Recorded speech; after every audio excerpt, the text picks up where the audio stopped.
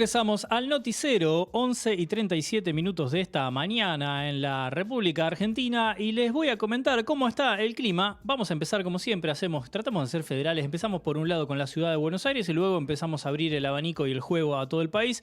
En este momento en la ciudad de Buenos Aires 15 grados 6 de temperatura, algo nublado está así, con una humedad del 70% y una presión de 1023.7 hectopascales. El viento es a 13 kilómetros por hora y la visibilidad es óptima, sí, 10 kilómetros. Así que estamos muy bien con el clima, ya dándole la bienvenida a esta primavera. Típico de la primavera, que tenés un día caluroso, lindo, para andar en remerita, empieza a caer el sol y nos empieza a agarrar un poquito de fresco y decimos, ¿por qué no agarré una campera más abrigada que el famoso saquito?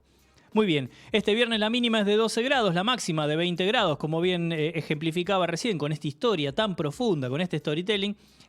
Y el sol se va a ocultar a las 18:56, ¿sí? Se va temprano. El sábado la mínima es de 13 grados, la máxima de 22, va a empezar a levantar la temperatura. Y el domingo yo les quiero decir algo, hagan planes.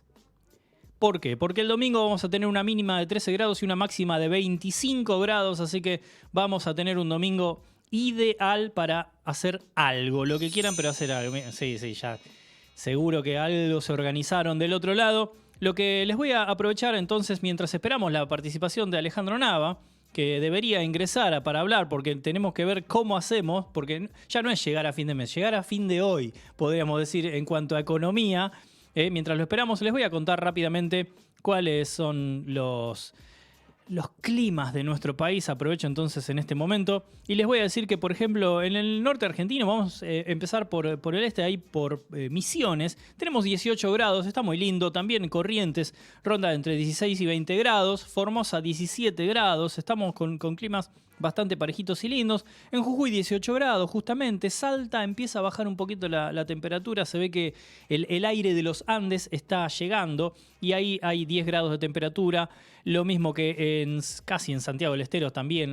Vamos a ponerle 15 con toda la furia. Bueno, lo mismo que Tucumán. Bueno, Tucumán no, vamos a decirle 18 grados.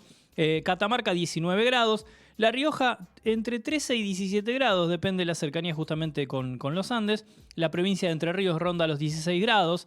Santa Fe, vamos a decirle como que un promedio de 18 grados de temperatura, 16 en algunos lados. Cuando se pone en la zona céntrica está en 20. La provincia de Córdoba bastante dispar. Tenemos desde 14 hasta 20 grados, dependiendo algunas localidades, ¿sí? San Juan 14 grados, nos vamos un poquito más para abajo, en Mendoza están haciendo 6 grados, San Luis 19 grados, la provincia de Buenos Aires oscila entre los 17 y 15 grados aproximadamente, tenemos en La Pampa, tenemos 12 grados, por ejemplo. Nos vamos hacia Neuquén con 7 grados, ¿sí? Y Río Negro, en algunas zonas más cercanas al Atlántico, 16 grados, pero del otro lado, ojo que hay 6 grados. Nos vamos al sur, nos vamos bien abajo, Río Gallegos 7 grados, Ushuaia 6 grados y finalmente en las Islas Malvinas en este momento 10 grados de temperatura. A ver qué tengo, mensaje de producción, todo. Bueno, lo esperamos un cachito. Bueno, lo que podemos hacer es invertir un poquito de información. Y bueno, ayer se estrenó la película argentina 1985, justamente. Una película que va a traer bastante que hablar, bastante tema del que hablar. Y para ello vamos a invitarla a pasar adentro del estudio a la señorita Victoria Duclos Sibuet para conversar justamente sobre este estreno nacional del día de ayer jueves. Con un guión coescrito entre el director Santiago Mitre y Mariano Ginás, también protagonizada por Alejandra Fleschner, Ricardo Darín, Peter Lanzani, entre otras particularidades. Y bueno, y el respaldo que tiene este film, que bueno, estrenaron el día de ayer y no en todas las salas, está teniendo una buena recaudación para la situación en la que se encuentra, justamente, que como en 3 semanas se estrena en la plataforma de Amazon Prime Video, las grandes cadenas de cine decidieron no tener esta ventana de exhibición de 3 semanas y decidieron no proyectarla, pero bueno, en otros cines sí. Y bueno, Vamos a conocer un poquito de qué la va la historia Argentina 1985 en palabras de Vicky. Exactamente, Diego González, sí, justamente es un tema de pantallas lo que sucedió, eso que estabas diciendo vos. Hay una cuestión que se llama ventana de exclusividad. Los cines quieren tener la exclusividad, es decir, que la película esté en cines y solo en cines durante un periodo de tiempo para poder sacarle el mayor beneficio. Esto, por supuesto, viene desde hace mucho tiempo. Antes las ventanas eran muy extensas, de 12 meses o más. Esto con la pandemia y con la digitalización de las plataformas y demás fue cambiando. Y en este momento hay como un conflicto, ¿no? Una puja y no se ponen del todo de acuerdo y nadie es muy flexible, ¿no? Ni las plataformas ni las cadenas. Por lo tanto, hubo una serie de cadenas que no aceptaron tener el estreno de Argentina en 1985 porque no cumple con los 45 días de ventana de exclusividad. Igualmente la película que se estrenó el día de ayer tuvo en su primera proyección, o sea, en su primera noche, en su primera jornada, justamente 30.000 espectadores. Sí, yo cuando vi la taquilla no se podía puede creer lo no se puede poético creer. de todo No, esto. no se puede creer, no se puede creer. 30.000 espectadores es un montón y me parece que está bueno porque además esto está sucediendo en salas comerciales, pero no en grandes cadenas, entonces también está sucediendo en cines barriales y eso también está buenísimo, ¿no? Que estimule mucho también esa otra parte de la cadena de la exhibición. Así que me parece que, en definitiva, puede llegar a ser algo muy beneficioso. Se esperaba que esta película tuviera una linda repercusión, pero este cambio de salas podía modificar la cuestión. Bueno, Argentina 1985 es la quinta película en solitario de Santiago Mitre. Santiago Mitre es el director que había hecho antes El Estudiante, La Patota, había hecho La Cordillera, justamente con Ricardo Darín. La Cordillera, digamos, todas películas como de un corte político. Es como un director que se espera que vaya por el lado más político, ¿no? Le interesa ese tema. Y sin embargo, este año había estrenado Pequeña Flor, que es una película totalmente distinta, que es una comedia muy extraña, más chiquita, una película encima francesa, y de repente lo que todos estábamos esperando, que es Argentina 1985, una producción enorme que cuenta con detrás, digamos, de su espalda la producción de un montón de nombres, no solamente de Amazon Studios, que justamente por algo va a estar en su plataforma, sino que también está Axel Kuchevaski, está Victoria Alonso, que bueno, vos podrás explicar mejor quién es. Bueno, Axel Kuchevaski, conocido, mucha gente por ahí no sabe que él es productor. Productor encima tiene su productora en Hollywood y ya Sí, ganó un Oscar. Él vive en Los Ángeles. Tal cual. Los Ángeles, bueno, y obviamente por un montón de motivos, la cercanía física y la cercanía también de donde es oriundo, muy amigo de Victoria Alonso. Victoria Alonso es prácticamente podemos decir que es la uno de Marvel, es la máxima jefa de Marvel Studios, es argentina, justamente es oriunda de La Plata, y en su juventud marchaba contra la dictadura justamente en el centro de estudiantes en La Plata, y luego se fue a vivir a Seattle, no a Nueva York como muchos medios dicen, y ella siempre se queja. Dice, en Argentina dicen, yo me fui a vivir a Nueva York. No, ella se fue a vivir a Seattle, Claro. Y a partir de ahí se mantuvo siempre en la costa oeste de Estados Unidos y luego recaló en Los Ángeles, donde empezó a hacer carrera. Ella quería ser actriz al inicio, después obviamente decidió que no, y hizo un largo camino justamente en Marvel, empresa que pertenece hoy a subdivisión de Disney. Sí. Y hoy es la 1 de Marvel Studios, Sí. ni más ni menos. Todo esto en cuanto a producción, ¿no? Para que se entienda que cuando vayan a ver esta película, que ojalá decidan hacerlo, es una película de grandes dimensiones, es una película que tuvo mucho trabajo, mucho presupuesto para poder ser detallistas en cuestiones como efectos especiales, como ambientación, van a ver la cantidad de autos de todo tipo de esa época, sin escatimar en nada, ¿no? Como que tuvo esa posibilidad económica. Y en cuanto a la forma que tiene la película, se trata, por supuesto, del juicio a las juntas militares que hubo en el año 1985. Tenemos como protagonista a Julio Estracera, el fiscal de ese momento, y a su fiscal adjunto, Luis Moreno Campo, que era... justamente está interpretado por Peter Lanzani, ¿no? Ricardo Darín y Peter Lanzani respectivamente. La película tiene como característica muy particular esta cuestión de dividirse en dos partes. Yo por lo menos así lo intento expresar en la nota que escribí para Punto Cero, donde está todo esto más desarrollado, pero es que toma al personaje de Estracera y lo divide en dos ejes, ¿no? El eje público, el eje de la esfera pública, que tiene que ver con todo su trabajo como fiscal, todo lo que tiene que ver con la recreación de los testimonios, el trabajo para demostrar a contrarreloj que lo que había sucedido durante la dictadura había sido un plan sistemático de exterminio de parte de los líderes de ese momento militares. Tenían muy poco tiempo y necesitaban mucho trabajo, entonces toda esta parte trasera que va a contar toda esta parte de investigación y de juicio, que es como la parte más tensa, en donde se muestran más amenazas, en donde hay más drama, donde hay más tragedia. Y por otro lado, la película nos va a mostrar un trasera más íntimo, en donde nos va a contar su costado familiar, un costado más temeroso de no querer de alguna manera en principio encarar algo tan grande y tan peligroso para él, tanto como para su familia. Y en este costado familiar va a desenvolver la película mucho de una parte muy curiosa, que por lo menos es la que están destacando todos, que es que no se lo esperaba a todo el mundo, pero la película tiene mucho humor. Es una película que divierte, que tiene momentos muy lindos, y no es un humor desde la acidez, sino que es un humor muy tierno, ¿no? Es como el humor de ver a unos personajes generando una disputa de David y Goliat, bueno, pero humanizados. Entonces, desde ese lugar, el personaje de Trasera está como bajado a tierra a full, y eso lo hace como muy humano. Darín está increíble, como uno de los mejores Darín, desde mi punto de vista. Y la película es para eso, para ir de un lado a otro, ¿no? Como de enternecerse y divertirse y sacar los pañuelitos cada 10 minutos. Muy bien. La advertencia, lleven los pañuelitos. Llévenlos. Sobre todo si cuando lloran se les empieza a caer los moquitis. Ah, bien, bien, sutil todo. Y bueno, es importante, Diego, te puede arruinar la experiencia. Bueno, si lo decís vos, Vicky, yo te creo. Yo soy una voz autorizada para hacer esta recomendación. Una experta en que les puede recomendar que lleven pañuelitos. Está bien. No iba a discutirte nada al respecto.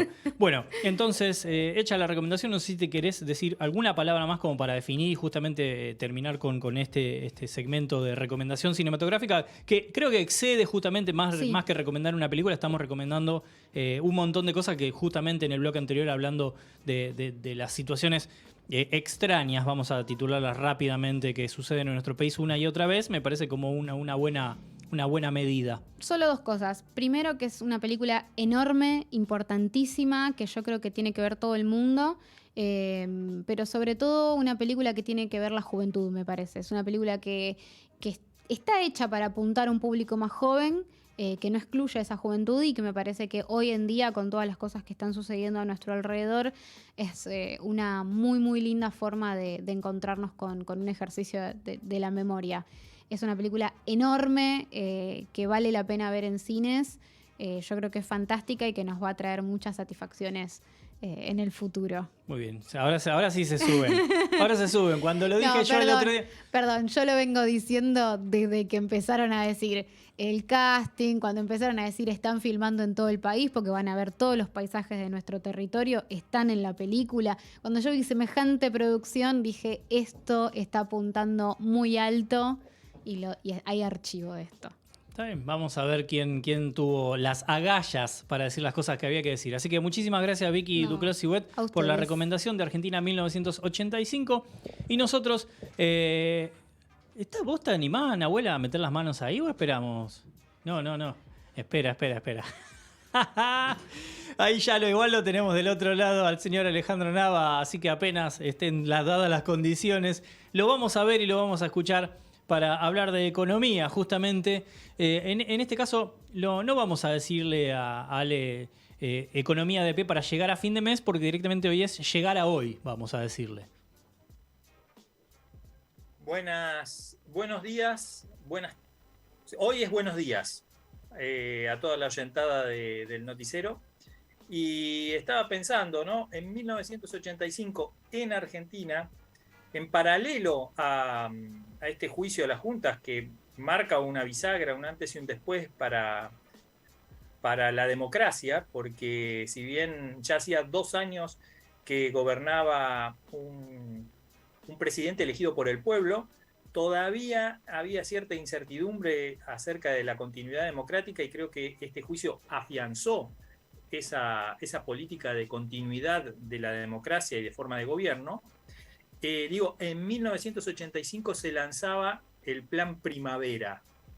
Nada más y nada menos que el plan del ministro en ese momento, Zurruil, para combatir la inflación. Y pareciera que algunas cosas no cambian, porque más de 30 años después estamos con la misma incertidumbre y con los mismos problemas. Fondo Monetario Internacional mediante. Y bueno, esta semana ha ocurrido un hecho importantísimo para la economía, sobre todo para lo que va a venir en la economía argentina, que es la presentación ante el Congreso del presupuesto para el año 2023. Y no me parece menor, ayer cuando destacaste la importancia de charlar sobre este tema, a hacer una revisión de algunos números y pensar qué es lo que viene a partir de lo que el gobierno nos dice en el presupuesto que envió al Congreso. Este presupuesto que, como eje fundamental, tiene,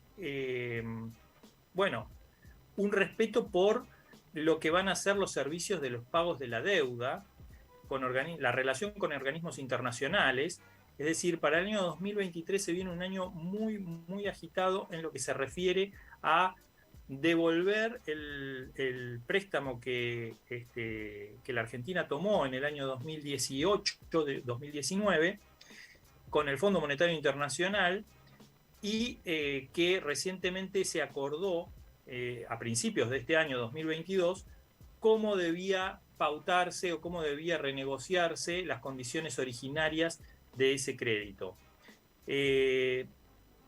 ¿Por qué lo digo? Porque uno de los ejes importantes dentro de lo que va a ser el presupuesto es el pago de servicio de la deuda y cómo hacerse de los dólares necesarios para cumplir con ese servicio. Este año Argentina ha tenido la fortuna, un éxito que el flamante ministro plenipotenciario de Economía, Sergio Massa, sacó de la galera, un conejo que sacó de la galera, fue la liquidación de casi 5.000 millones de dólares en lo que se refiere a liquidación de exportaciones. Pero bueno, el año que viene ese as probablemente no lo pueda volver a jugar y va a tener que hacerse los dólares necesarios para pagar el servicio de la deuda de alguna otra manera, o una manera un poco más creativa o no tan creativa, como puede ser negociar con el Club de París algún crédito puente. Eso ya lo anticipó el ministro en la charla que dio en el Congreso, y un poco el eje de la financiación del Estado va a pasar por ahí. Hay una pequeña baja en lo que se refiere a la presión tributaria. El Ministerio de Economía lo anuncia como una baja, ¿sí? Pero es apenas de 0,18 puntos porcentuales. Es decir, prácticamente no se modifica lo que es la presión tributaria, que va a ser de alrededor del 23%, 23,75%, y el déficit fiscal, que es uno de los puntos que, digamos, más en la mira del Fondo Monetario Internacional se encuentra, va a ser del 1,9%. Pero todos estos números, ¿sí?, no nos dicen mucho respecto de cuál va a ser el desenvolvimiento de la economía. Por ahí la economía de a pie se pregunta, ¿finalmente la inflación se va a mejorar, se va a atacar, se va a derrotar este flagelo de la inflación? Bueno, el presupuesto menciona una inflación, es decir, anticipa de alguna manera una inflación del 60% para el año 2023. Y es una inflación alta. Sin embargo, tenemos que pensar que en la actualidad estamos proyectando tasas de inflación que llegan a los 3 dígitos, es decir, una tasa de inflación o una variación de precios de casi el 100%. Y en este mes de septiembre se conoció el índice de agosto de inflación, que fue alrededor del 7%, y se estima que más o menos va a rondar en ese orden en el mes de septiembre, cuando se conozca el índice de inflación en octubre del mes de septiembre. Por lo tanto, seguimos con una tasa de inflación muy alta y que el presupuesto plantee una tasa de inflación del 60%, al menos suena realista. Es decir, no se va a poder poner un freno de golpe Sí. A lo que es la aceleración, pero por lo menos marca una tendencia a la baja. Veremos cómo se ataca, y acá quiero hacer una detención porque vuelven los chisporroteos entre digamos, el Ministerio de Economía y el ala política del gobierno. Destacó Sergio Massa la importancia de haber unificado las distintas fracciones en las que se había dividido el Ministerio de Economía para que la toma de decisiones en política económica estuviera en cabeza de un solo miembro y que fuera más coordinado que lo que estaba haciendo durante los periodos anteriores, durante digamos, el mandato de Silvina Batakis y de Guzmán. Pero si bien hay unicidad, vemos o notamos ciertos chisporroteos todavía en el diagnóstico de las causas de la alta inflación. Hubo un tuit en esta semana, en estos días, de la vicepresidenta, cuando se dio a conocer en el día miércoles el índice de pobreza, que si bien bajó, ¿sí? Sí, pero es una baja en relación al número anterior, vamos a decirle, no es que bajó del... Claro. A ver, estos números corresponden al primer semestre. Recordemos, en ese primer semestre comenzaba a acelerarse la inflación, no había aumento de tarifas, ¿sí? Todavía no se habían llevado a cabo, si bien la inflación en indumentaria y alimentos ya azotaba a las clases de menores ingresos, no había una aceleración sostenida de la inflación, y recién comenzaba a vislumbrarse el problema de la inflación disparada, porque ya en realidad ya existía inflación, pero no estaba tan desatada como en la actualidad. Con lo cual hay que ser muy prudentes en esta baja de la pobreza, pero no hay que dejar de mirar el índice de indigencia, que aumentó. Y sin lugar a dudas, sin una política que ataque el problema del aumento de precios en alimentos, es probable que el índice de pobreza del segundo semestre del año 2022 aumente o no tenga una baja tan sostenida o persistente como se viene dando en los últimos 2 semestres que se conocieron. Por lo tanto, y aquí es en donde hay una discrepancia en las miradas, porque la vicepresidenta dijo, bueno, esto se debe no a una inflación por el lado de la demanda, y ahora vamos a explicar a qué se refiere con esto, sino por el lado de la oferta. Esto es, hay costos que están obligando a los productores de bienes a subir los precios en forma sostenida. Y rápidamente el viceministro de Economía salió a responderle que en realidad no se trata de una inflación desde la oferta, sino más bien una inflación de expectativas, que tiene que ver con la no existencia de reglas claras, con políticas de Estado que no atacan el déficit fiscal y que no atacan el ordenamiento del gasto. Bueno, ya vemos una discrepancia que por lo menos marca un cimbronazo. Veremos cómo se resuelve esa discrepancia. Sin lugar a dudas, en este momento lo que debe plantearse como prioridad para el gobierno es atacar el aumento sostenido de precios.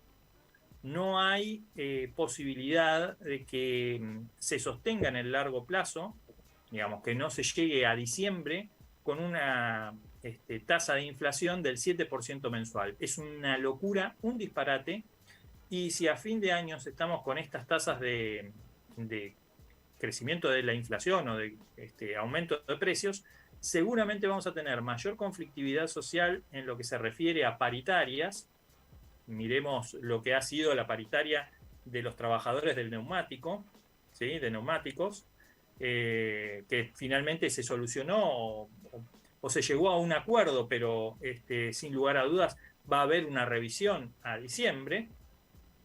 Miremos también lo que ha sido la paritaria del sector bancario, en el que hay una recomposición de prácticamente el 100% de la remuneración respecto del año anterior, y sin embargo se habla de que el poder adquisitivo de los trabajadores ha perdido respecto de la inflación. Entonces, el gobierno va a tener que tener mucho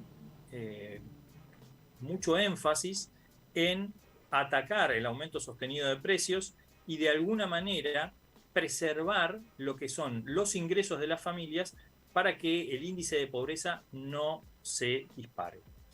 Finalmente, lo que el presupuesto nos marca es que durante el año 2023 va a haber un crecimiento de la economía. Esto es un rasgo positivo.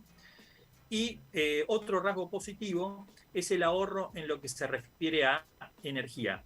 Digamos, la guerra de Ucrania y de Rusia, sin lugar a dudas, lo que puso en estrés fue la forma en la que se abastecen de energía los países, y en este sentido, que el gasoducto Néstor Kirchner pueda terminar su primera etapa en estos meses de aquí al año que viene, va a ser algo positivo para el país, porque vamos a poder abastecer de gas de vaca muerta a grandes zonas del país, e incluso con proyección a vender o exportar ese gas a Brasil, al sur de Brasil, dado que Bolivia ya está comenzando a marcar que hay un cierto deterioro en el abastecimiento de la zona del sur de Brasil, con lo cual ahí se abre una potencial fuente de ingresos para la Argentina que dependerá de que se termine la obra en tiempo y forma. Muy bien. Ale Nava, nos quedamos sin nada de tiempo, de hecho nos pasamos, así que te agradecemos la participación y la claridad también para compartir esto que es el presupuesto, ni más ni menos, de toda la Argentina para el año que viene. Sí, es sin lugar a dudas algo fundamental para el control también de la gestión de Estado. Esperemos que los legisladores este año sí aprueben el presupuesto para que tengamos un norte que por lo menos nos indique qué es lo que va a hacer el gobierno. Muy bien, muchísimas gracias. Fue la palabra de Alejandro Nava. Nosotros nos vamos a ir rapidísimo porque nos queda mucho contenido en este noticiero, así que vamos a escuchar una canción, el flash informativo, y ya volvemos con lo que queda pendiente en esta jornada de viernes. Pensando en 2023. El Gobierno Nacional preparó el proyecto de ley del presupuesto para el año que viene, presentado por Sergio Massa. Este viernes, y en el último día posible para su envío, el gobierno de la ciudad hace lo propio en la legislatura porteña. Aprender a luchar. Las medidas de reclamo de estudiantes porteños por mejoras infraestructurales, viandas y contra las prácticas laborales obligatorias continúa en más de 15 escuelas secundarias. Pedimos una instancia de diálogo con el Ministerio de Educación, afirman en su convocatoria. Números que cierran. El sector bancario acordó paritarias por 94,1% de aumento anual en 4 tramos y un bono de 185.500 pesos. El ajuste se realiza sobre los sueldos percibidos en diciembre de 2021. Brasil decide. Este domingo se llevarán a cabo las elecciones presidenciales en Brasil, con Lula da Silva y Jair Bolsonaro como principales candidatos. La lista incluye a otros 9, aunque al debate presidencial asistieron en total 7 potenciales mandatarios. Rugido e historia. El seleccionado femenino de vóley hizo historia y le ganó 3-1 a República Checa, y este viernes a las 13 horas enfrenta a Colombia. Las Panteras juegan también el domingo ante Japón y sueñan con la clasificación a la segunda ronda de la Copa Mundial.